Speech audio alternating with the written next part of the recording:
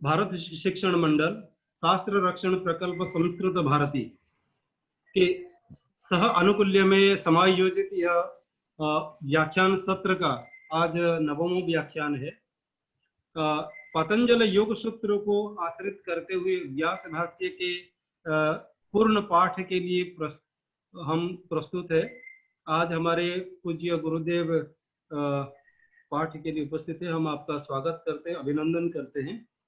गुरुजी आज के पाठ का प्रारंभ करें। ठीक है। विश्वेश्वरानंद विश्वबंधु संस्कृत एवं भारत भारती अनुशीलन संस्थान, भारत शिक्षण मंडल एवं संस्कृत भारती के शास्त्र रक्षण प्रकल्प, इन तीनों के संयुक्त तत्वावधान में व्यास भाष्य सहित पातंजलि योग सूत्र का हम लोग अध्ययन कर रहे हैं। इस क्रम में आज नवम दिवस है, नवम पाठ है। पिछले पाठ में हम लोगों ने ये पढ़ा था, हम यहाँ से प्रारंभ करें कि जो 17वां सूत्र है, उस सूत्र में जो संप्रज्ञात समाधि है के भेद का जो स्वरूप है उसको प्रस्तुत किया था। वितर्क विचारानंदास्मिता रूपानुगमात् संप्रज्ञातः। वितर्क अर्थात जो ध्येय है उसका स्थूल स्वरूप का, स्थूल पांचभौतिक स्वरूप का जिसमें साक्षात्कार हो। अनुगम का तात्पर्य होता है साक्षात्कार, जिसमें उसका साक्षात्कार हो स्थूल स्वरूप का, उसको हम वितर्कानुगत संप्रज्ञात समाधि कहते हैं। और जिस विचार कहते हैं सूक्ष्म को, सूक्ष्म अर्थात जो पंचतन्मात्रात्मक जो स्वरूप है, उस स्वरूप का जिसमें साक्षात्कार हो ध्येय के, तो उसको हम कहते हैं विचारानुगत संप्रज्ञात समाधि। और आनंद इंद्रियों को कहते हैं। क्यों कहते हैं इसकी भी हमने चर्चा की थी, क्योंकि जो इंद्रियां हैं वो सात्विक अहंकार से उत्पन्न होती है और सत्वगुण का जो स्वरूप है क्रियात्मक है, सुखात्मक है। इसीलिए इंद्रियां जो हैं का वहां साक्षात्कार होता है, उसको आनंदानुगत संप्रज्ञात समाधि कहते हैं। और जिसमें अस्मिता तत्व का अनुगम या साक्षात्कार होता है उसको अस्मितानुगत संप्रज्ञात समाधि कहते हैं। अस्मिता क्या है? एकात्मिका संवित, अर्थात बुद्धि और पुरुष का एकात्मत्वेन, एक रूप में उनका जो ज्ञान होता है, एक स्वरूप में जो ज्ञान होता है, उसको हम कहते हैं एकात्मिका संवित। बुद्धिस्थ जो प्रतिबिंबित पुरुष है, उस पुरुष का और बुद्धि का एकाकाराकारित जो ज्ञान होता है, उसी को एकात्मिका संवित कहा गया है। आगे योग सूत्र में अस्मिता का निरूपण करते हुए कहेंगे दृग्दर्शन शक्तियोर एकात्मतेव अस्मिता। तो वो जो अस्मिता तत्व है, बुद्धिस्थ जो पुरुष है, बुद्धि प्रतिबिंबित जो पुरुष है, वो अस्मिता, उस तत्व का जब साक्षात्कार होता है उसको हम कहते हैं अस्मितानुगत संप्रज्ञात समाधि। इस प्रकार वितर्कानुगत, विचारानुगत, आनंदानुगत और अस्मितानुगत, ये चार प्रकार के समाधि के विषय में हम लोगों ने पढ़ा था। उसमें ये बताया गया था तत्र प्रथमः चतुष्टयानुगत। प्रथम माने जो वितर्क है वो क्या है? चतुष्टयानुगत का तात्पर्य है आनंद और अस्मिता, ये चारों का उसमें अनुगम होता है। चारों का, चारों आभोगों से ये युक्त होता है। वितर्क की व्याख्या की थी कि वितर्कः चित्तस्य आलम्बने स्थूलः आभोगः। आभोग शब्द की पुनः व्याख्या है स्वरूप साक्षात्कारवती प्रज्ञा आभोगः, जिसमें स्वरूप का साक्षात्कार हो, ऐसी प्रज्ञा को हम कहते आभोग। तो इसमें जो प्रथम जो वितर्कानुगत संप्रज्ञात समाधि है, उसमें वितर्क, विचार, आनंद, अस्मिता, चारों का अनुगम अर्थात चारों का उसमें साक्षात्कार विशेष रूप से नहीं लेकिन अनुस्यूत रहता है। इस कारण से उसको वितर्क प्रथम जो है उसको कहा गया चतुष्टयानुगत। और द्वितीय वितर्क विकलः, और द्वितीय जो विचारानुगत संप्रज्ञात समाधि है उसमें वितर्क से रहित, वितर्क के आभोग से रहित लेकिन उसमें बाकी जो हैं 3 वो रहेंगे, आनंद और अस्मिता भी रहेंगे। तो कुल मिलाकर के जो विचारानुगत संप्रज्ञात समाधि है उसमें विचार, आनंद और अस्मिता इन तीनों का अनुस्यूत होना निश्चित है। उसके बाद जो तृतीय है उसको कहा विचार विकलह। तृतीय अर्थात जो आनंद है उसमें विचार रहित कहने का मतलब है वितर्क और विचार दोनों से वो रहित होता है, अर्थात उसमें आनंद और अस्मिता जो है अनुस्यूत रहते हैं, तो उसको आनंदानुगत संप्रज्ञात समाधि कहते हैं। और चतुर्थ जो है वह तद विकलह माने आनंद विकलह, अर्थात उसमें केवल अस्मि, इसीलिए आगे मात्र शब्द का उसमें ग्रहण किया। चतुर्थ तद विकलह अस्मिता मात्र इति, उसमें अस्मिता मात्र का अनुगम होता है, अर्थात बुद्धि प्रतिबिंबित पुरुष मात्र का उसमें साक्षात्कार होता है। इस प्रकार से ये बताया कि सर्वे एते सालंबना समाधयः, ये जो समाधियां हैं वितर्कानुगत, विचारानुगत, आनंदानुगत और अस्मितानुगत, ये सभी सालंबन, क्योंकि आलंबनेन सहिताः सालंबनाः, आलंबन के साथ ध्येय जो आलंबन है उस आलंबन के सहित होने के कारण वितर्क में स्थूल आलंबन है, विचार में सूक्ष्म पंचतन्मात्र आलंबन है, और आनंद में जो है जो इंद्रियां हैं वो आलंबन है, और चौथा जो अस्मितानुगत है उसमें अस्मिता तत्व अर्थात बुद्धि प्रतिबिंबित पुरुष तत्व जो है उसमें आलंबन है। इस प्रकार से सालंबन ये योग है, इसको बताया गया। इसके पश्चात जो असंप्रज्ञात समाधि है उसकी हम लोगों ने चर्चा की कि असंप्रज्ञात समाधि का उपाय क्या है और उसका स्वभाव क्या है, स्वरूप क्या है। उसको बतलाते हुए सूत्रकार ने कहा विराम प्रत्ययाभ्यास पूर्वः संस्कार से शून्य। इसमें हमने बतलाया था कि अन्य जो है ये असंप्रज्ञातः, उसके लिए अन्य पद आया है, अर्थात संप्रज्ञातात् भिन्न, संप्रज्ञात से अन्य, संप्रज्ञात से भिन्न जो समाधि है वो असंप्रज्ञात समाधि है, और उसका जो स्वरूप है वो क्या है, विराम प्रत्ययाभ्यास पूर्वः संस्कार शेषः। उसमें विराम प्रत्यय जो पद है उसकी व्याख्या करते हुए हम लोगों ने ये बात कही थी कि विराम का तात्पर्य है सकल वृत्ति नाम उपरमः, समस्त वृत्तियों का उपरम हो जाना, समस्त वृत्तियों का अस्तंगत हो जाना, उसी को कहते हैं विराम। उसका जो प्रत्यय, प्रत्यय का अर्थ होता है कारण, विरामस्य प्रत्यय विराम प्रत्यय, अर्थात समस्त वृत्तियों के उपरत होने का जो प्रत्यय है अर्थात कारण है वो कौन है, उसी को कहते हैं विराम प्रत्यय। तो विराम प्रत्यय कौन है, परवैराग्य है। जब परवैराग्य होता है तब समस्त जो वृत्तियां हैं उनका उपरम हो जाता है, इसीलिए विराम प्रत्यय का तात्पर्य हुआ परवैराग्य। उस परवैराग्य के अभ्यास पूर्वक यह असंप्रज्ञात समाधि सिद्ध होती। परवैराग्य के अभ्यास से ही, उस परवैराग्य के अभ्यास से ही, अर्थात पौनः पुण्येन अनुष्ठान से, बार बार परवैराग्य के अभ्यास से यह जो असंप्रज्ञात समाधि है वो सिद्ध होती है।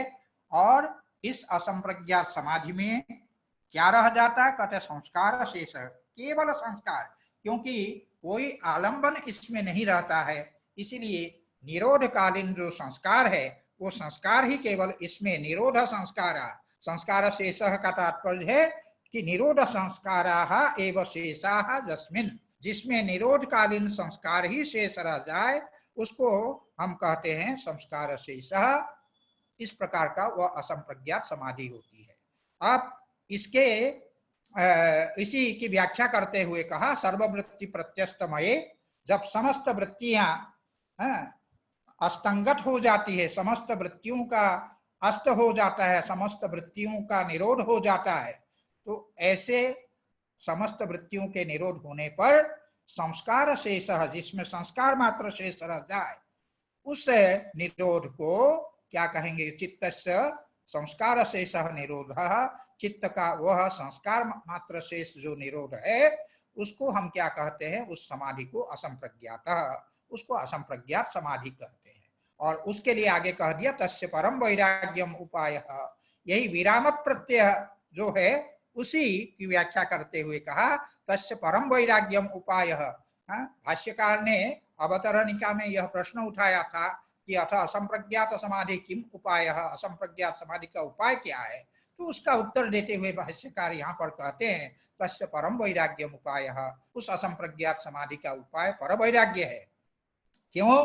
क्योंकि सालंबनो ही अभ्यास तत्साधनाय न कल्पते। जो आलंबन सहित ध्येय सहित जो अभ्यास है वह अभ्यास तत्साधनाय न कल्पते। अर्थात आलंबन सहित जो अभ्यास है वो अभ्यास उसके साधन के लिए अर्थात असंप्रज्ञात समाधि को सिद्ध करने के लिए वह सक्षम नहीं। अर्थात आलंबन सहित जो अभ्यास है वो चित्त की एकाग्रता का अभ्यास है। वो चित्त की एकाग्र भूमि में होने वाला जो अभ्यास है वो सालंबन अभ्यास है। निरुद्ध भूमि में होने वाला वह अभ्यास नहीं है। इसलिए तत्साधनाय न कल्पते माने तद उपायाय, असंप्रज्ञात समाधि के उपाय के रूप में साक्षात साधन के रूप में सालंबन अभ्यास नहीं होता है। इसी को बतलाने के लिए कहते हैं कि इति विराम प्रत्यय। इसीलिए विराम प्रत्यय का अर्थ हम लोग कर चुके हैं। विराम प्रत्यय का अर्थ है परवैराग्य, जो कि निर्वस्तुक है, उसमें कोई उसको है, जहां जिस सात्विकी वृत्ति के द्वारा विवेक ज्ञान उत्पन्न हुआ है, विवेक ख्याति उत्पन्न हुई है, पुरुष भिन्न है और बुद्धि भिन्न है इत्याकारक ज्ञान हुआ है, उस सात्विकी वृत्ति के प्रति भी जो अलम बुद्धि है उस को हम कहते हैं विराम प्रत्यय अर्थात पर वैराग्य। तत्परम पुरुष ख्यातेर गुण वैतृष्ण्य है, वितृष्णा है, उसको हम कहते हैं पर वैराग्य। वो जो पर वैराग्य है उस पर वैराग्य का आलंबन करते हैं। तो विराम प्रत्यय निर्वस्तु का आलंबनी क्रियते, उस निर्वस्तु के विराम प्रत्यय का आलंबन करते हैं। और सच अर्थ शून्य, वह जो है अर्थ से शून्य है, विषय से शून्य है, किसी प्रकार का विषय, किसी प्रकार का आलंबन, किसी प्रकार का ध्येय उसमें नहीं रह जाता है। तो तदभ्यास पूर्वम चित्तम निरालंबनम अभाव प्राप्तम इव भवति, उसके अभ्यास पूर्वक जो चित्त है आलंबन रहित और अभाव प्राप्तम इव, वह जो चित्त है वो अभाव प्राप्तम इव मानो अभाव को प्राप्त हो गया है। अभाव माने आलंबनहीन, स्वभाव शून्य जैसा हो गया है, इस प्रकार का होता है। इति ऐसा निर्बीज समाधि असंप्रज्ञात, यह जो निर्बीज समाधि है, निर्बीज समाधि का मतलब है निरालंबन, आलंबन रहित, बीज रहित जो समाधि है, ध्येय रहित जो समाधि है वो निर्बीज समाधि है। उसको इसमें निर्बीज समाधि असंप्रज्ञात निरालंबनम अभाव प्राप्तमिव भवति इति ऐसा निर्बीज समाधि असंप्रज्ञात, यह जो है असंप्रज्ञात समाधि। इस सूत्र है उसकी अवतरणिका प्रस्तुत करते हुए भाष्यकार कहते हैं सकलु अयम द्विविधः, यह जो समाधि है वो कैसे है, असंप्रज्ञात समाधि है, वो असंप्रज्ञात समाधि द्विविध, दो प्रकार के हैं। क्या क्या है? उपाय प्रत्ययो भव प्रत्ययश्च, एक उपाय प्रत्यय असंप्रज्ञात समाधि है और दूसरा जो है भव प्रत्यय असंप्रज्ञात समाधि है। अब उसमें हम लोगों ने भव प्रत्यय दोनों की हम लोगों ने चर्चा की थी कि उपाय प्रत्यय किसको कहते हैं? उपाय प्रत्यय माने कारणम यस्य, उपाय जिसमें कारण हो उसको हम कहते हैं उपाय प्रत्यय। उपाय प्रत्यय उसमें आगे आने वाले सूत्र में उपाय प्रत्यय की व्याख्या के प्रसंग में ये बताएंगे कि श्रद्धा वीर्य स्मृति समाधि प्रज्ञा पूर्वक इतरेषाम, तो उसमें श्रद्धा वीर्य स्मृति समाधि और प्रज्ञा ये उसके जो है उपाय है। तो उन उपायों के कारण, उपाय प्रत्यय माने उपाय प्रत्यय माने कारणम जस्य, जिसमें उपाय अर्थात प्रत्यय, प्रत्यय कारणम जस्य, उपाय ही है प्रत्यय माने कारण जिसके, श्रद्धा आदि जो उपाय है वही जिसके कारण हो उसको कहते हैं उपाय प्रत्यय असंप्रज्ञात समाधि। और भव प्रत्यय, भव की भी हम लोगों ने चर्चा की थी। भव का जो अर्थ है, भव का भवति इति भवः माने संसारः, वही जन्म भव, भव का अर्थ जिस कारण हो, अथवा भव का अर्थ अविद्या है, भवति अनेन इति भवः माने अविद्या, उस अविद्या के कारण ही संसार में बार बार जन्म लेना पड़ता है। इसीलिए भव का दूसरा अर्थ जो है अविद्या है। तो जिसमें अविद्या कारण हो, प्रत्यय का अर्थ होता है कारण। भव प्रत्ययो जस्य असौ भव प्रत्यय, भव अर्थात जन्म एक अर्थ हुआ, भव का अर्थ जन्म, और दूसरा अर्थ हुआ अविद्या, जन्म जिसके कारण होता है वो अविद्या भी भव कहलाती है। तो भव अर्थात अविद्या जिसमें कारण हो, ऐसे असंप्रज्ञात समाधि को हम कहते हैं भव प्रत्यय असंप्रज्ञात समाधि। अब इसमें ये ध्यान देने की बात है, हमने उस दिन चर्चा की थी कि ये जो भव प्रत्यय असंप्रज्ञात समाधि है, ये समाधि, इसको असंप्रज्ञात समाधि कहा जाता है। वास्तव में ये योगाभास है, वास्तव में योग नहीं है। इसी को बतलाने के लिए आगे बताएंगे कि तत्र उपाय प्रत्ययो योगिनाम भवति। आगे तुरंत बताते हैं कि उपाय प्रत्यय जो है योगियों को होता है। इससे क्या सिद्ध होता है कि जो भव प्रत्यय है वो योगियों का नहीं।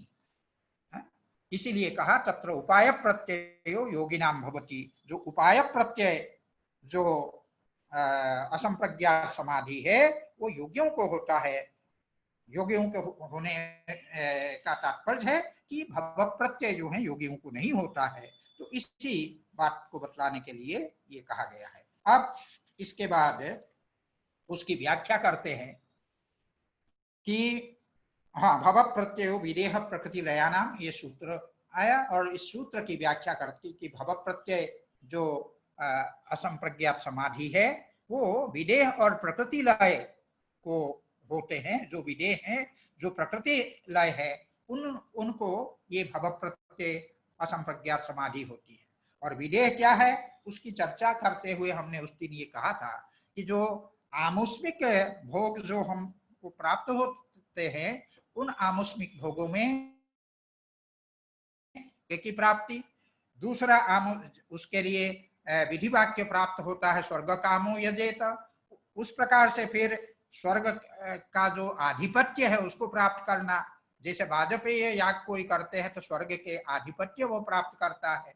तो ये आमुष्मिक भोग की प्राप्ति है। और तीसरी है देवत्व की प्राप्ति, जैसे विदेह है। ये विदेह क्या है, देवताओं का ही एक प्रकार है। तो इसीलिए कहा देवत्व, देव विदेहानाम देवानाम भव प्रत्यय।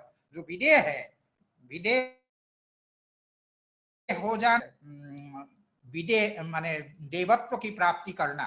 तो ये विदेह होने का तात्पर्य क्या है, उसका तात्पर्य है कि इनको ये विदेह की प्राप्ति होती है, देवताओं को होती है। ये कोटि किसको प्राप्त होती है उसकी चर्चा हम लोगों ने उस दिन ये की थी कि जैसे पंच महाभूत है, इंद्रिय है, अहंकार है और बुद्धि है, इनका पूर्ण साक्षात्कार करने के पश्चात पुरुष के ज्ञान के प्रति जो अभिमुख नहीं होते हैं, पुरुष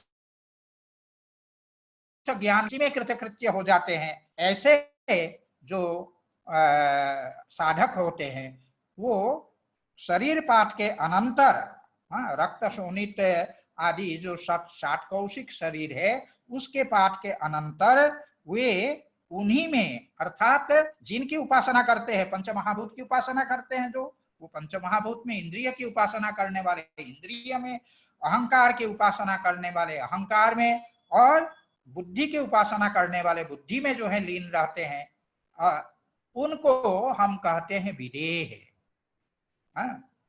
विदेह उनको कहते हैं। और वो चूंकि उनका जो यह योग है ये तथाकथित योग है, योगाभास है, वास्तव में योग नहीं है, इसीलिए इससे उनको मोक्ष की प्राप्ति नहीं होती है।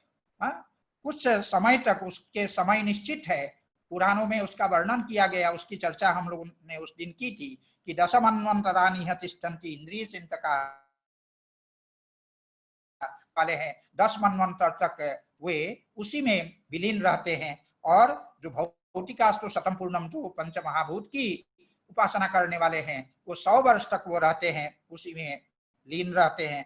उसी प्रकार जो अभिमानिक है अर्थात अहंकार की उपासना करने वाले हैं, वे सहस्र मनवंतर तक वो रहते हैं। और जो बुद्धि की उपासना करने वाले हैं, वो 10,000 मनवंतर तक उसी में विद्यमान लीन रहते हैं। और जो अव्यक्त का चिंतन करने वाले, आगे जो प्रकृति लीन वो होते हैं, जो अव्यक्त की उपासना करते हैं आत्मत्वेन, आत्मबुद्धि से, तो वे प्रकृति लीन होते हैं। और प्रकृति लीन जो योगी है वो 10,000 मनवंतर तक उसमें विद्यमान रहते हैं।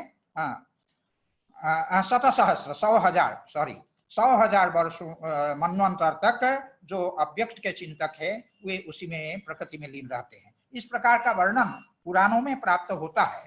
तो उसके आधार पर जो विदेह है वे इन्हीं पंच महाभूत इंद्रिय अहंकार करके उन शरीर पात के अनंतर उन्हीं में ये लीन रहते हैं, वो विदेह है। और जो प्रकृति लीन है, जो प्रकृति की उपासना करके प्रकृति में लीन रहते हैं 100,000 मनवंतर तक वे प्रकृति लीन है। और ये जो प्रकृति लीन है उसमें क्या होता है, हाँ यहाँ पर ये कहा, ते ही स्वसंस्कार मात्रोपगेन चित्तेन कैवल्य पदमिव अनुभवन्तः। और ये जो है अपने संस्कार संस्कार मात्रोपगेन चित्तेन, ऐसा चित्त जो अपने संस्कार से युक्त है, ऐसे जो योगी का चित्त है, उस चित्त के द्वारा वे कैवल्य पदमिव अनुभवन्तः, मानो कैवल्य की प्राप्ति हो गई हो ऐसा वे अनुभव करते हैं। अर्थात जैसे विदेह है और प्रकृतिलीन जो योगी है, वे अपने अपने तत् उपास्य की प्राप्ति के अनंतर उसमें लीन होकर के मानो मुक्त हो गए हों ऐसा अनुभव करते हैं। इसलिए इसको असंप्रज्ञात योग की कोटि में सामान्यतः रखा गया, लेकिन वास्तव में असंप्रज्ञात योग नहीं है। और चित्तेन कैवल्य पदमिव अनुभवन्तः स्वसंस्कार विपाकम तथा जातीयकम अतिबाहयन्ति। और क्या होता है, उस के जो संस्कार का जो फल है, अपने अपने कर्माशय का जो फल है, उसका उससे क्या होगा, जैसा संस्कार होता है वैसा ही पुनः उनको उसका फल जो है प्राप्त होता है। तो इसीलिए वो संस्कार विपाकम, स्व संस्कार विपाकम तथा जातीयकम अतिबाहयन्ति, माने उस प्रकार के अपने जो कर्मों के संस्कार है, उन संस्कारों के फल को अतिबाहयन्ति अर्थात भुंजते, भोग करते हैं, उन फलों को भोगते हैं। और उसके बाद कहते हैं कि तथा प्रकृति लया साधिकारे चेतसी प्रकृति लीने। और जो प्रकृति लीन जो योगी है वे क्या करते हैं, कहते हैं साधिकारे चेतसी प्रकृति लीने, उनका जो चित्त है साधिकार होता है। साधिकार होने का मतलब क्या है, जो कार्य करने की, कार्यारंभन की जो क्षमता है उसमें उस चित्त में विद्यमान होती है। इस कारण क्योंकि उन्होंने अपना जो पुरुष को भोग के पश्चात जो अपवर्ग पद प्रदान करना है वह कार्य नहीं किया है, इसीलिए वह चित्त कृतकृत्य नहीं होता है। क्योंकि प्रकृति की जो प्रवृत्ति होती है, वो प्रकृति की प्रवृत्ति पुरुष को भोग और अपवर्ग प्रदान करने के लिए होती है। जब अपवर्ग प्रदान करना संपत्ति बाकी है, तो ऐसी स्थिति में वह साधिकार जो चित्त है, साधिकार होने के कारण, कार्यारंभन क्षमता उसमें विद्यमान होने के कारण भले वह प्रकृति में तब तक लीन रहेंगे, और लीन रह करके कैवल्य पदमिव अनुभवन्ति, कैवल्य के पद की सी भांति, मानो कैवल्य प्राप्त हो गया हो इस प्रकार का अनुभव तो वो करता है। लेकिन कब तक करता है, यावन न पुनरावर्तते अधिकारवशात्, वही अपना अधिकार अर्थात कार्य करने का जो शेष रह जाता है उसके कारण वह जब तक वो पुनरावर्तन उसका न हो जाए, अर्थात इस संसार में पुनः जब तक न आ जाए तब तक वो कैवल्य पद का अनुभव करता है वह चित्त। वास्तविक कहा कैवल्य पदम इव, कैवल्य पद की भांति वो अनुभव करता है, वास्तव में कैवल्य नहीं है। और अधिकार के कारण, अर्थात चूंकि उसका कार्य शेष रह गया है, इस कारण से पुनः उस चित्त का आवर्तन होता है, अर्थात इस संसार में उसको आना पड़ता है।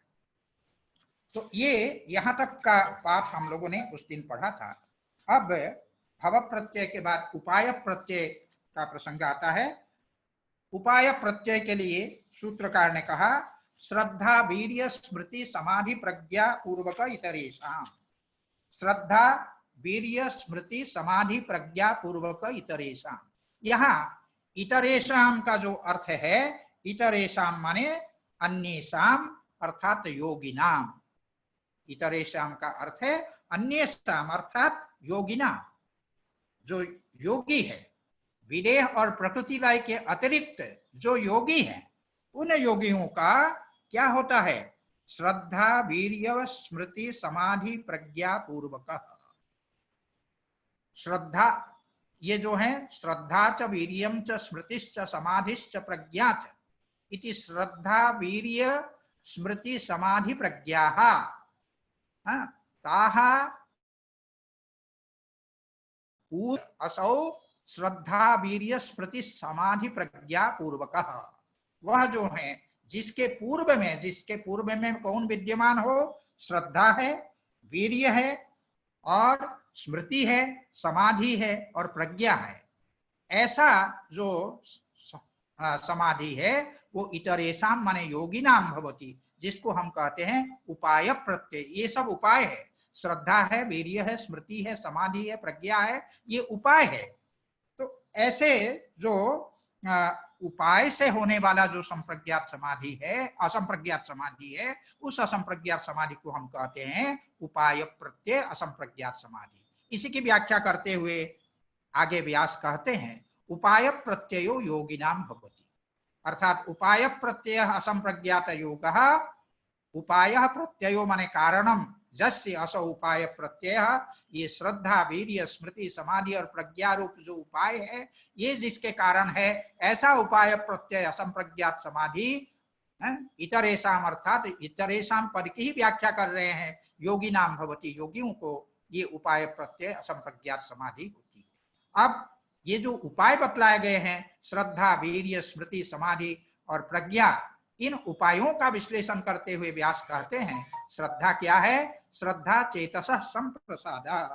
श्रद्धा जो है चित्त का संप्रसाद माने सम्यक प्रसाद, सम्यक निर्मलीकरण, सम्यक प्रसन्नता, चित्त की सम्यक निर्मलता, सम्यक प्रसन्नता, उसी को का प्रसादस्तु प्रसन्नता। संप्रसाद सम्यक प्रसाद, प्रसन्नता अर्थात निर्मलता, चित्त की सम्यक जो निर्मलता है, सम्यक जो प्रसन्नता है, अर्थात योग के विषय में होने वाली जो उसकी अभिरुचि है, उसको कहते हैं श्रद्धा। और साही जननी व कल्याणी योगिनम पाति। साही माने साही श्रद्धा, वह जो श्रद्धा है कल्याणी जननी इव, एक कल्याणकारिणी जो जननी है, माता है, उसकी भांति योगिनम पाति, योगी की रक्षा करने वाली होती है। जननी का जो महत्व है वो आप सब लोग जानते हैं, कुपुत्रो जायेत क्वचिदपि कुमाता न भवति। ये माता का जो महत्व है, माँ का जो महत्व है वो यह होता है, भले कोई कुपुत हो जाए, कुपुत्र हो जाए, लेकिन जननी जो है, माता जो है, वो कुमाता नहीं होती है। क्यों? क्योंकि वो सदैव जो संतति है उसका कल्याण चाहने वाली होती है। तो यहाँ पर उसी से तुलना करते हुए कहते हैं कि साही श्रद्धा, यह जो श्रद्धा है एक कल्याणकारिणी जननी की भांति, मां की भांति वह योगिनम पाति, योगी की वो पाति रक्षा करती है, वह श्रद्धा। और तस्य श्रद्धानस्य, तस्य श्रद्धानस्य विवेकार्थिनः वीर्यम उपजायते। ये जो क्रम है, क्रम भी महत्वपूर्ण है। पहले श्रद्धा जब होगी तो श्रद्धा होने पर जब वह उसका योग के विषय में अभिरुचि होगी, योग के विषय में जो श्रद्धा है उस श्रद्धा के होने पर श्रद्धाधानस्य विवेकार्थिनः माने श्रद्धां कुर्वतः विवेकार्थिनः श्रद्धा करते हुए जो विवेकार्थी है ऐसे विवेकार्थी का तात्पर्य है जो विवेक ख्याति है उसको जो चाहते हैं ऐसा जो योगी है वो उसको क्या होता है वीर्यम उपजायते। वीर्यम उपजायते वीर्य के संदर्भ में पहले भी हम लोग पढ़ चुके हैं। वीर्यम माने प्रयत्न उत्साह स्फूर्ति ही ये जो है वो ये उत्पन्न होता है। ये प्रयत्न क्या है धारणा रूप उत्साह है। यहाँ क्रमशः धारणा ध्यान और समाधि की बात है इसीलिए यहाँ पर ये कहते हैं श्रद्धाधानश्च विवेकार्थिना विवेक को चाहने वाले विवेक ख्याति को जो चाहते हैं ऐसे श्रद्धा करने वाले जो योगी है उस योगी का वीर्यम उपजायते अर्थात उनकी धारणा करने में सक्षम हो जाते हैं। तो यही है श्रद्धाधानस्य वीर्यम उपजायते अर्थात धारणा रूप जो उत्साह है वो उत्पन्न हो जाता है। और समुपजात वीर्यस्य स्मृति उपतिष्ठते। समुपजात वीर्यस्य अर्थात जिसको ये धारणा रूप जो प्रयत्न है यह सिद्ध हुआ समुपजातः धारणा रूप प्रयत्न जस्य असौ स समुपजात वीर्यः तस्य अर्थात जिसमें ये धारणा रूप जो उत्साह है वीर्य है वो उत्पन्न हो गया है उसको स्मृति ही उपतिष्ठते। उसकी स्मृति जो है प्रादुर्भूत हो जाती है स्मृति उपस्थित हो जाती है। स्मृति उपस्थित होने का मतलब है स्मृति का तात्पर्य है यहाँ ध्यान। उसको ध्यान लगने लगता है। स्मृति उपतिष्ठते माने उसको ध्यान लगने लगता है। ध्यान करने में वह सक्षम हो जाता है। और स्मृति उपस्थाने अर्थात स्मृति के उपस्थित होने पर जब स्मृति उपस्थित हो जाए तब क्या होता है तब कहते हैं चित्तम अनाकुलम समाधीयते। उस योगी का जो चित्त है वो व्याकुलता से रहित हो जाता है अर्थात चंचलता से रहित हो जाता है। वो अचंचल हो जाता है चित्त। जब चित्त असंचल होगा चांचल्य रहित होगा अनाकुल होगा तो वो समाधीयते वो समाधि सक्षम हो जाता है वह चित्त। तो इसीलिए अनाकुलम माने बिना किसी विक्षेप के बिना किसी चांचल्य के वह जो चित्त है समाधि लगाने में सक्षम हो जाता है वो समाहित हो जाता है। तो इस प्रकार से ये चूंकि अंत में समाधीयते पद है इसी से यह अर्थ निकल आता है कि पहले जो कहा कि तस्य श्रद्धाधानस्य वो जो श्रद्धा करने वाले योगी है उसका वीर्य उत्पन्न होता है। ये जो कहा उसका तात्पर्य है उसमें धारणा शक्ति उत्पन्न होती है और धारणा शक्ति उत्पन्न होने के बाद समुपजात वीर्यस्य स्मृति उपतिष्ठते। जिसको यह धारणा शक्ति प्राप्त हो गई है वो ध्यान करने में सक्षम हो जाता है। फिर स्मृत्युपस्थाने चित्तम अनाकुलम समाधीयते और उस ध्यान करने में जब वह सक्षम हो जाता है चित्त उसके ध्यान के उपस्थित होने पर चित्त जो है अनाकुल हो जाता है अर्थात वह विक्षेप रहित हो जाता है अचंचल हो जाता है और अचंचल होकर के समाधीयते समाधि करने में वह सक्षम हो जाता है। चित्त समाहित हो जाता है अत्यंत स्थिर हो जाता है। और समाहित चित्तस्य प्रज्ञा विवेक उपजायते। समाहित चित्तस्य अर्थात जिसका चित्त समाहित हो गया है जिसको समाधि का लाभ हो गया है ऐसा जो समाहित चित्त वाला को क्या होता है प्रज्ञा विवेक। प्रज्ञा विवेक माने प्रज्ञायाः विवेक प्रज्ञायाः माने बुद्धेः विवेक अर्थात उत्कर्ष। बुद्धि का वह परम जो उत्कर्ष है वो उसको उपावर्तते माने संजायते वो प्राप्त हो जाता है। चित्त जब समाहित हो जाए ऐसे समाहितम चित्तम यस्य जिसका चित्त समाहित हो गया हो ऐसे जो योगी है वो समाहित चित्तस्य योगिनः प्रज्ञा विवेक माने प्रज्ञायाः बुद्धेः विवेक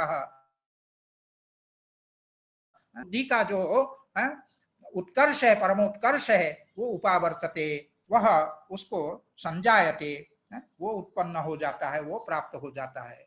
ये न यथार्थम वस्तु जानाति, इस प्रकार प्रज्ञा विवेक के उत्पन्न होने पर वस्तु का जो यथार्थ स्वरूप है, उस स्वरूप का ज्ञान उसको होता है। जो वस्तु जैसा है, तेन यथार्थम वस्तु जानाति अथवा यथावत वस्तु जानाति, ये भी पाठ है। वह यथावत वस्तु जानाति, उस वस्तु का जैसा स्वरूप है वैसा ही ज्ञान उसको होता है। तदभ्यासात् तद विषयाच्च वैराग्यात् असंप्रज्ञातः समाधिर्भवति। तदभ्यासा, उसका जो निरंतर कोई अभ्यास करता है तो उस अभ्यास से क्या होता है, प्रज्ञा विवेक का निरंतर जो अभ्यास करता है, उस अभ्यास के कारण क्या होता है, वह तद विषयाच्च वैराग्यात्, और उसके विषय में विवेक क्या है, उस वैराग्य के उत्पन्न होने पर असंप्रज्ञात समाधिर्भवति। ध्यान देने की बात यह है कि धारणा, ध्यान और समाधि, ये तीनों जो अंतरंग उपाय है, इन अंतरंग उपायों से क्या सिद्ध होता है, संप्रज्ञात योग सिद्ध होता है। और इस संप्रज्ञात योग के सिद्ध होने पर धारणा, ध्यान, समाधि रूप अंतरंग योगों से संप्रज्ञात योग के सिद्ध होने पर क्या होता है, तब वह प्रज्ञा का जो विवेक उत्पन्न हो गया, उससे यथार्थ वस्तु को जानता है। माने जो वस्तु जैसा है ऐसा उसका जो ध्येय जैसा है उसका उसको साक्षात्कार होता है। और उसके विषय में भी, उसके अभ्यास करते करते, संप्रज्ञात योग के अभ्यास करते करते तद विषयाच्च वैराग्यात्, उसके विषय में भी जब वैराग्य हो जाता है, अर्थात विवेक ख्याति के प्रति भी जब वैराग्य हो जाता है, क्योंकि प्रज्ञा विवेक क्या है, विवेक ख्याति, वो जो है वो विवेक जो ख्याति है, तद विषयक जो वैराग्य है, विवेक ख्याति विषयक वैराग्य को ही हम परवैराग्य कहते हैं। उस परवैराग्य के उत्पन्न होने पर असंप्रज्ञातः, इसलिए कहा तदभ्यासात् और तद विषयाच्च वैराग्यात्, उस परवैराग्य विवेक ख्याति प्रज्ञा विवेक विषयक जो अभ्यास है, उस अभ्यास से और तद विषयाच्च वैराग्यात्, उसके विषय में जो वैराग्य उत्पन्न जब हो जाता है, परवैराग्य जब उत्पन्न हो जाता है, तब असंप्रज्ञात समाधि सिद्ध होती है।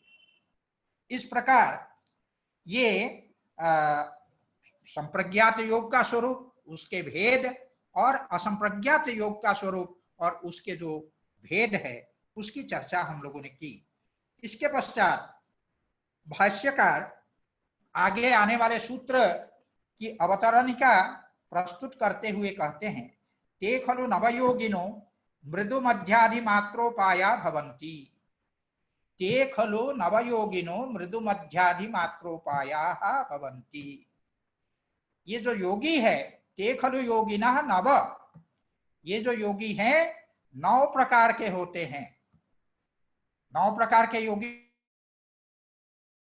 कैसे आए, के अवलंबन के भेद से और संवेग अर्थात उनकी जो गति है, जो उस गति या स्फूर्ति के भेद से क्या होता है, योगी के 9 भेद हो जाता है।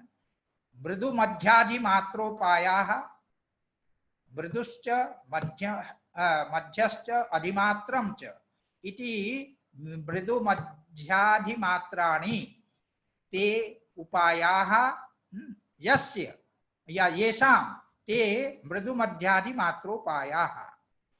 जिन योगियों के, योगिनः का जो है विशेषण है मृदु मध्यादि मात्रोपायाः, योगिनः नव भवन्ति।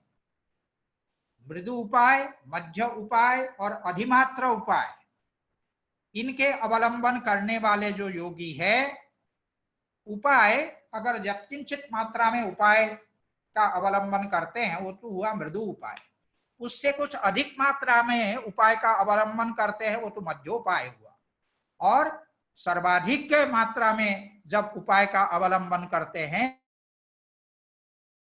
तो इस प्रकार उपाय भेद से पहले तो 3 हुए, फिर उनके संवेग भेद से अर्थात उनके गति भेद से, उनकी स्फूर्ति भेद से, फिर उनके तीन भेद हो जाएंगे, 3 को 3 से गुना करेंगे तो 9 योगी हो जाएंगे। तो मृदु मध्याधिमात्रोपायाः भवन्ति।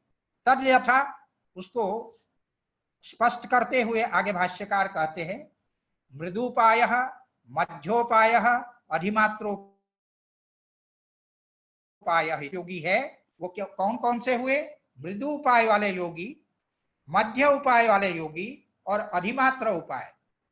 अर्थात उपाय का अनुष्ठान वो मृदु अगर करते हैं तो वो कहलाएंगे मृदु उपाय, और मृदु उपाय का अवलंबन अगर मध्य कोटि का होता है तो उसको कहेंगे मध्योपाय, और उपाय का अवलंबन अगर अधिक मात्रा में है तो उसको हम कहेंगे अधिमात्रोपाय। तो ये तीन योगी ये हुए। तत्र मृदुपायोपि त्रिविधः, फिर जो मृदुपाय होंगे वे भी 3 प्रकार के होंगे योगी। क्या है? संवेग भेद से, अर्थात उसकी गति भेद से, उसकी स्फूर्ति भेद से, कितनी स्फूर्ति से वो उपाय का अवलंबन करता है, किस गति से उपाय का अवलंबन करता है, उसको कहेंगे संवेग। तो कहते हैं मृदुपायोपि त्रिविधः, जो मृदुपाय योगी है वो भी 3 प्रकार के होंगे। क्या होंगे? मृदु संवेग माने मृदुपायः मृदु संवेगः, फिर मृदुपायः मध्य संवेगः, मृदुपायः तीव्र संवेगः। इसलिए कहा मृदु संवेगः मध्य संवेगः तीव्र संवेगः। इस प्रकार से जो इसका हम पूरा नाम कहेंगे तो मृदुपायः मृदु संवेगः, मृदुपायः मध्य संवेगः, मृदुपायः तीव्र संवेगः। इस प्रकार मृदुपाय के ये 3 भेद हुए। और तथा मध्योपाय, मध्योपाय के भी 3 भेद हो जाएंगे। मध्योपाय के 3 भेद क्या होंगे? मध्योपायः मृदु संवेगः, मध्योपायः मध्य संवेगः, मध्योपायः तीव्र संवेगः। तो इस प्रकार से मध्योपाय योगी है उनके भी ये 3 भेद होंगे। और फिर जो अधिमात्रो तथा कहा माने उसी प्रकार से जो अधिमात्रोपाय योगी है उनके भी 3 होंगे। क्या होंगे? अधिमात्रोपायः मृदु संवेगः, अधिमात्रोपायः मध्य संवेगः और अधिमात्रोपायः तीव्र संवेगः। इस प्रकार से 9 प्रकार के योगी हुए। उन्हीं को कहा ते खलु नवयोगिनो मृदु मध्याधिमात्रोपायः भवन्ति तद्यथा मृदुपायः मध्योपायः अधिमात्रोपायः इति। तत्र मृदुपायस्त्रिविधः, मृदुपाय 3 प्रकार के हुए, मृदु संवेगः मध्य संवेगः तीव्र संवेगः इति। तथा मध्योपाय माने वो मध्योपाय भी उसी प्रकार से 3 प्रकार के होंगे। तथा अधिमात्रोपाय अर्थात अधिमात्रोपाय योगी भी 3 प्रकार के होंगे। इस प्रकार से 3 को 3 से जब हम गुना करेंगे तो 9 हो गए। तो उसमें आगे कहते तत्र अधिमात्रोपायाना, जो अधिमात्र उपाय वाले जो योगी है, अधिक मात्रा में उपाय का अनुष्ठान करने वाले जो योगी है उनका आगे कहते अधिमात्रोपायानाम तीव्र संवेगानाम आसन्न, माने अधिमात्रोपायानाम तीव्र संवेगानाम आसन्न माने समाधि भवति। समाधि और समाधि के जो फल की प्राप्ति है वो उन योगियों को आसन्न होता है, माने शीघ्र होता है। किनको? अधिमात्रोपायानाम तीव्र संवेगानाम।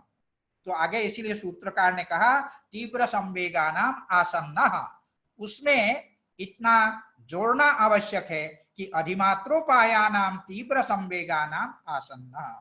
जो तीव्र स्फूर्ति वाले जो योगी है उन की जो समाधि की प्राप्ति है और समाधि के फल की प्राप्ति है वो आसन्न माने शीघ्र होती है।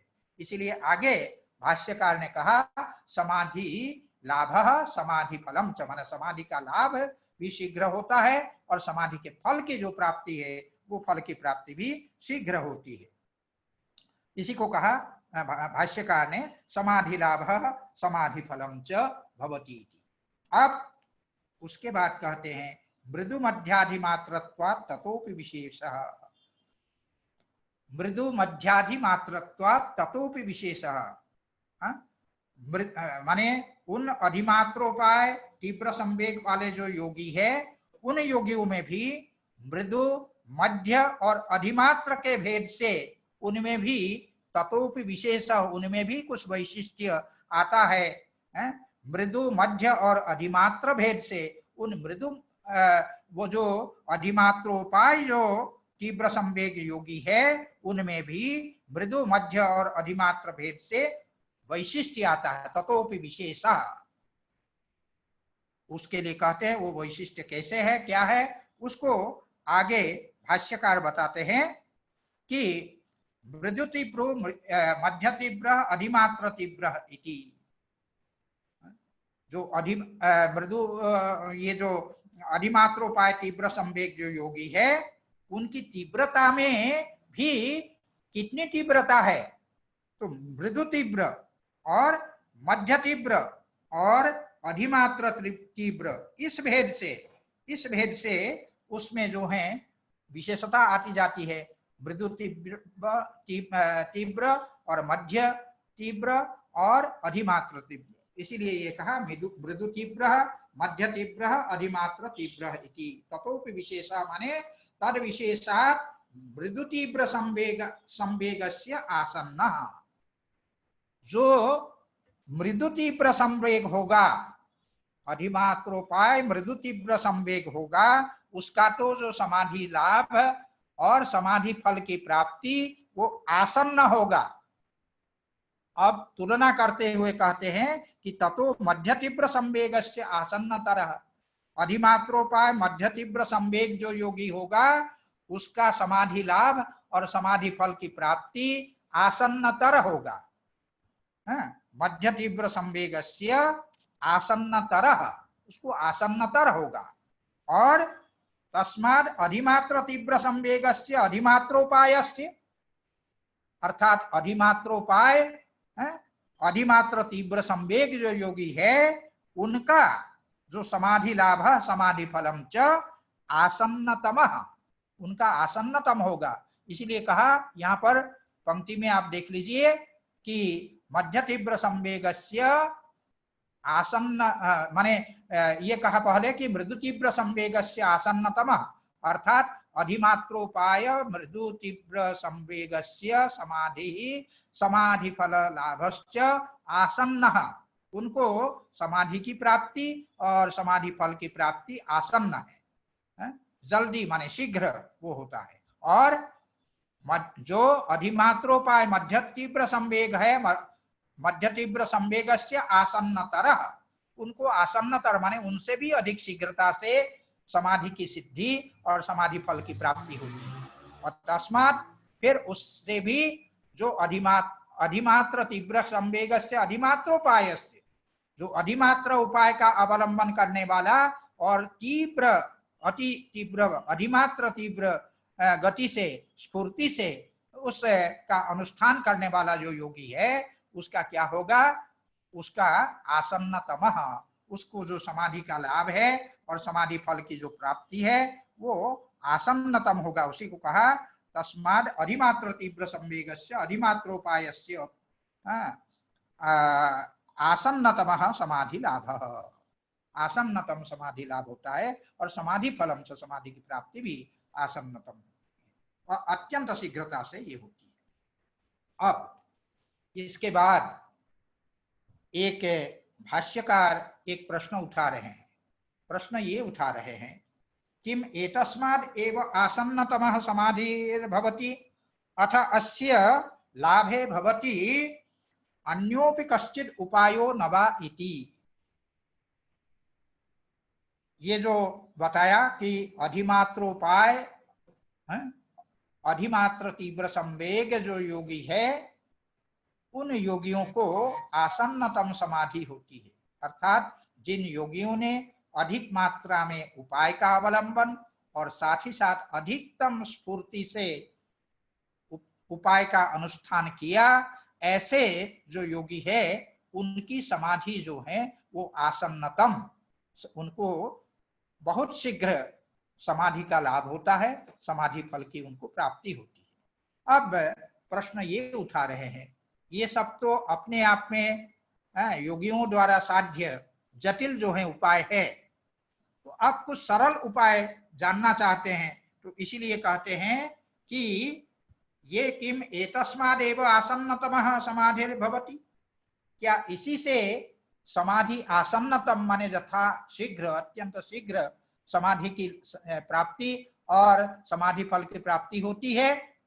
अथवा, यहाँ अथ का तात्पर्य है अथवा अस्य लाभे भवति अन्योपि कश्चित् उपायः, इस समाधि के लाभ में, समाधि फल की प्राप्ति में दूसरे अन्योपि, इससे भिन्न भी कश्चित् उपायः न वा इति, कश्चित् उपायो भवति न वा इति, इसके लाभ में अन्य भी कोई उपाय होता है या नहीं। तो ये है प्रश्न। इस प्रश्न का उत्तर देते हुए सूत्रकार कहते हैं ईश्वर प्रणिधानाद् वा, ईश्वर के प्रणिधान से, ईश्वर के प्रणिधान से भी जो असंप्रज्ञात समाधि है उस समाधि का लाभ शीघ्रतम होता है, अत्यंत शीघ्र होता है। ईश्वर प्रणिधानाद् वा, ये विकल्प है। चाहे आप अधिमात्रोपाय, अधिमात्र तीव्र संवेग अनुष्ठान से योग में, असंप्रज्ञात योग में सिद्धि प्राप्त करें, अथवा ईश्वर का प्रणिधान करें, तो श्रद्धा, वीर्य आदि जो उपाय बतलाए गए उन उपायों से और ईश्वर के प्रणिधान से भी उस असंप्रज्ञात समाधि का लाभ अत्यंत शीघ्र होता है। ईश्वर प्रणिधानात् वा, दो पद है, ईश्वर प्रणिधानात् है और वा है। तो वा तो विकल्प के लिए है, दूसरा विकल्प यह है कि ईश्वर का प्रणिधान कीजिए, तो ईश्वर के प्रणिधान से भी आपको ये समाधि लाभ शीघ्र हो।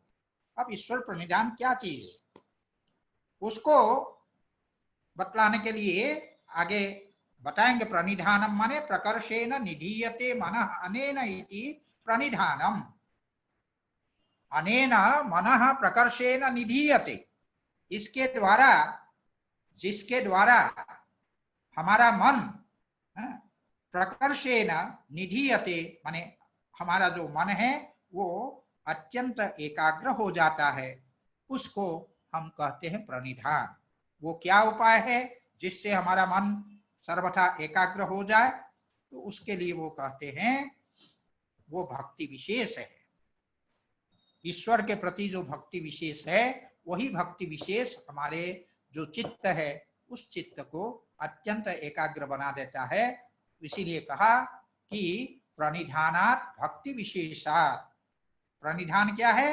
जो भक्ति विशेष है, ईश्वर के प्रति जो भक्ति है, अत्यधिक उत्कट जो भक्ति है, उस भक्ति को कहते प्रणिधान। तो प्रणिधानात् का अर्थ किया, प्रणिधानात् भक्ति विशेषात् आवर्जितः, आवर्जितः का तात्पर्य है प्रसादितः, अभिमुखीकृतः। जब ईश्वर की अनन्य भाव से भक्ति करते हैं, उस भक्ति से ईश्वर क्या हो जाता है? प्रसादित होते हैं, प्रसन्न होते हैं, और ईश्वर हमारी ओर अभिमुख हो जाते हैं। इसलिए आवर्जितः का तात्पर्य है अभिमुखीकृतः, जो हमारी ओर उन्मुख हो जाते हैं, हमारे अनुकूल बन जाते हैं। ऐसा जो आवर्जितः ईश्वर, ऐसा जो ईश्वर है वह ईश्वर क्या करता है? तम माने तम योगिनम, तम साधकम अनुगृह्णाति, उसका अनुग्रह करते हैं। तो कहते हैं अनुग्रह कैसे करते हैं? उन पर कृपा करते हैं। कैसे करते हैं? कहते अभिध्यान अर्थात संकल्प मात्र से। ईश्वर अपने संकल्प मात्र से उस प्रणिधान करने वाले जो उनके अनन्य भक्त है, उस अनन्य भक्त पर अनुग्रह करते हैं। इसीलिए कहा प्रणिधानात् भक्ति विशेषात् आवर्जितः, भक्ति विशेष से आवर्जितः माने प्रसादितः ईश्वरः, तम तम माने तम भक्तम, उस भक्त को पर अनुगृह्णाति, अनुग्रह करते हैं। कैसे? अभिध्यान मात्रेण, अपने संकल्प मात्र से उस योगी को समाधि का लाभ कराते हैं और समाधि फल की प्राप्ति कराते हैं। तो इसीलिए कहा प्रणिधानात् भक्ति विशेषात् आवर्जितः ईश्वरः तम अनुगृह्णाति अभिध्यान मात्रेण। इसीलिए कहते ध्यान मात्रादपि योगिनः आसन्नतमः समाधि लाभः समाधि फलम च भवति। तद अभिध्यान मात्रादपि, तद अभिध्यान मात्रादपि माने उस ईश्वर के, तद अभिध्यान तस्य माने तस्य ईश्वरस्य अभिध्यान मात्रात् अर्थात संकल्प मात्रादपि, ईश्वर के जब ईश्वर प्रसन्न हो जाते हैं, प्रसन्न होकर के केवल संकल्प करते हैं कि ऐसा हो जाए, उतना कहने से क्या हो जाता है, योगिनः आसन्नतमः समाधि लाभ, योगी को जो समाधि का लाभ शीघ्रता के साथ हो जाता है, समाधि फलम च, समाधि का जो फल है उस समाधि की प्राप्ति भी शीघ्रता से, अत्यंत शीघ्रता से उस समाधि फल की प्राप्ति भी होती है। इस प्रकार ईश्वर प्रणिधान को एक उपाय के रूप में यहाँ पर बतलाया गया, किसके लिए, असंप्रज्ञात समाधि की सिद्धि के लिए, और उस समाधि के फल अर्थात जो कैवल्य है उस कैवल्य की प्राप्ति के लिए इसको वैकल्पिक उपाय के रूप में बतलाया गया। अब प्रश्न यही उठता है कि ये ईश्वर कौन है, ईश्वर का स्वरूप क्या है, उसको बतलाने के लिए आज केवल सूत्र मात्र का हम अर्थ करेंगे और उसकी जो व्याख्या है, व्यास भाष्य है, उस पर चर्चा हम कल करेंगे। तो प्रारंभ में इसकी अवतरणिका के रूप में व्यास एक प्रश्न उठाते हैं, अथ प्रधान पुरुष व्यतिरिक्त कोयम ईश्वरो नाम इति। ये प्रसिद्धि है, दर्शनों में मूलतः दो ही तत्व है। वो दो तत्व क्या है, प्रधान और पुरुष, प्रकृति और पुरुष, ये दो ही तत्व है। तो दो ही जब तत्व है, इससे अतिरिक्त प्रधान पुरुष व्यतिरिक्त जो प्रधान है प्रकृति है, उसी के सारे विकार जो है समस्त जगत है, महत्तत्व से लेकर के पंच महाभूत तक समस्त जो तत्व है, ये समस्त तत्व उससे प्रकृति के ही, प्रधान के ही विकार है। और दूसरा जो तत्व है वो तत्व है चेतन तत्व, पुरुष तत्व। इन दो के अतिरिक्त कोई ईश्वर है नहीं, कोई अलग तत्व तो है नहीं। ऐसी स्थिति में आप ये ईश्वर प्रणिधान से योगी को असंप्रज्ञात समाधि का लाभ और समाधि के फल की प्राप्ति अत्यंत शीघ्र होती है, ये जो आप कह रहे हैं, तो इसी पर प्रश्न उठाते हुए भाष्यकार अवतरणिका प्रस्तुत कर रहे हैं, अथ प्रधान पुरुष व्यतिरिक्त कोयम ईश्वरो नाम इति। प्रधान और पुरुष के अतिरिक्त ये कौन ईश्वर नामक तत्व है जिसकी चर्चा आपने अभी अभी ईश्वर प्रणिधानात् वा के द्वारा आपने की है। इसका उत्तर देते हुए सूत्रकार कहते हैं, क्लेश कर्म विपाकाशय अपरामृष्टः पुरुष विशेषः ईश्वरः।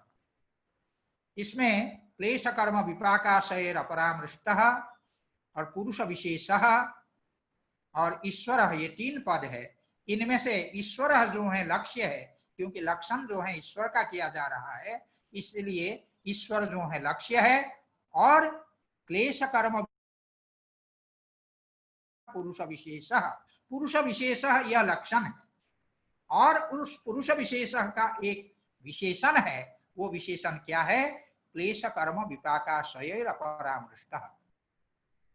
यहाँ पर सूत्रकार कहते हैं कि आप घबराइए नहीं, पुरुष और प्रधान दो तत्व को तो आप जानते ही हैं।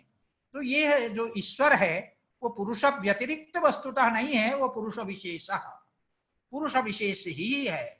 जैसे हम कहते हैं अयम वृक्ष विशेषः, यह वृक्ष विशेष है, चाहे वो आम का वृक्ष हो चाहे कटहल का वृक्ष हो। उस वृक्ष को दिखला करके जब हम कहते हैं कि अयम वृक्ष विशेषः, ऐसा कहने पर जैसे वह वृक्ष से तो भिन्न नहीं होता है। वृक्ष विशेष कहने का तात्पर्य है यह एक वृक्ष ही है, वृक्षों में एक विशेष वृक्ष है। तो इसीलिए यह जो ईश्वर है वो पुरुष तत्व ही है, पुरुष विशेष है, उनमें कुछ वैशिष्ट्य है।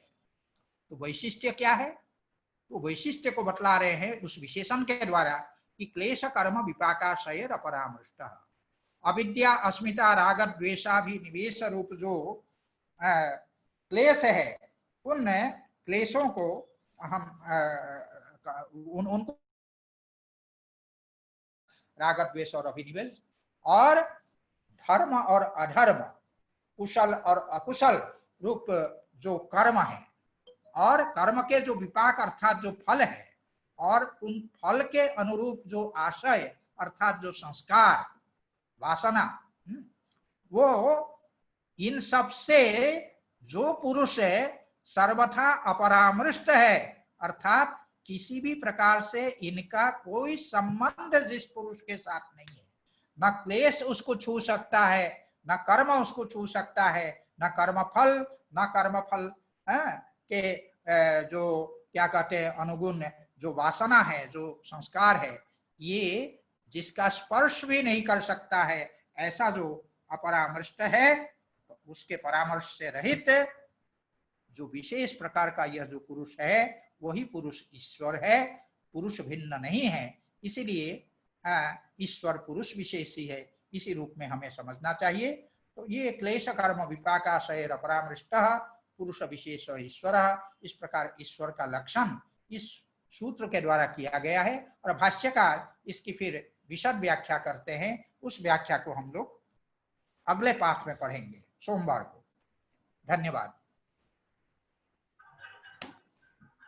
जी गुरु जी, बहुत बहुत धन्यवाद, आभार। धन्यवाद। बहुत अच्छा पाठ आज लगा कि हमें जो संशय था वो संशय की निवृत्ति हुई। हाँ, बहुत बहुत धन्यवाद। अगर किसी को कोई जिज्ञासा हो, सुधांशु महोदय, यत् रविवासरे कार्यक्रमः अस्ति तद्विषये अपि सूचना देयात्।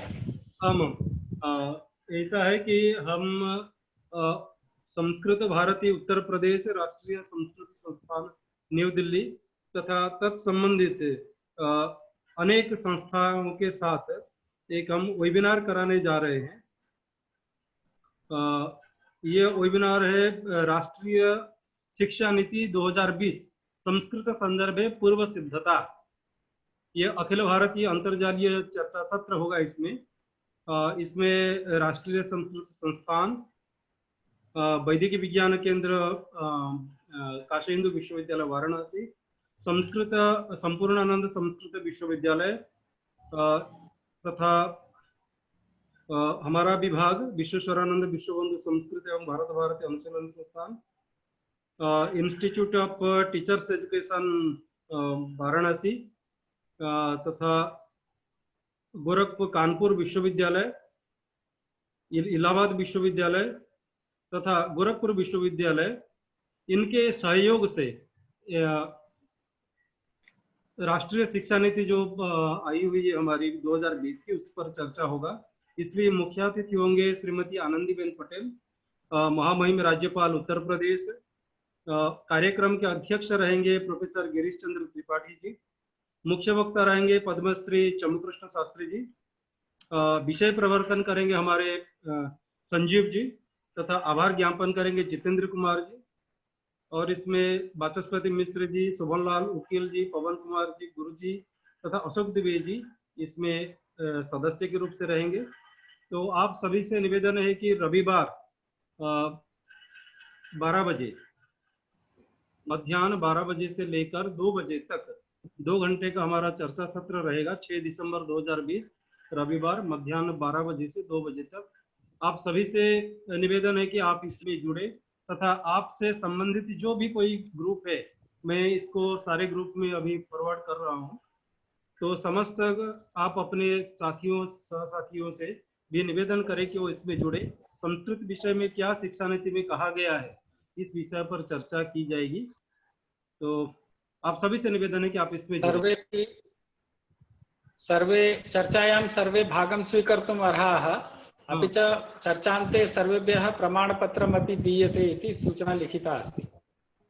हाँ, और ये फेसबुक लाइव और यूट्यूब लाइव, इसमें लाइव भी होगा।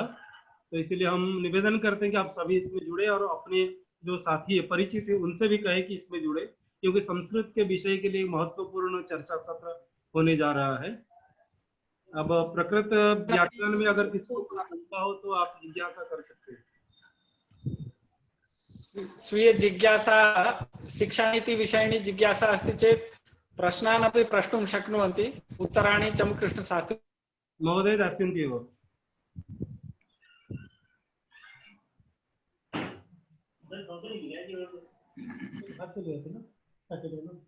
पानी वाला दूध पाठ विषये जिज्ञासा तो नास्ति। प्रतीयते एव तथा सर्वे तृप्तः एव। तो गुरु जी बहुत बहुत आशीर्वाद दीजिए हमें कि हम ऐसे उत्तरोत्तरी ज्ञान वर्धन करें अपना। तो सोमवार 11 बजे धन्यवाद। लिंक यही रहेगी। ठीक है, सोमवार 13 तारीख, हाँ लिंक यही रहेगी। अगर कहीं ठीक है। कुछ परिवर्तन हुआ तो फिर मैं सबको सूचित कर दूंगा। सूचित करेंगे, ठीक है। जी ठीक है गुरु जी, धन्यवाद गुरु जी, प्रणाम गुरु जी। हाँ, प्रणाम।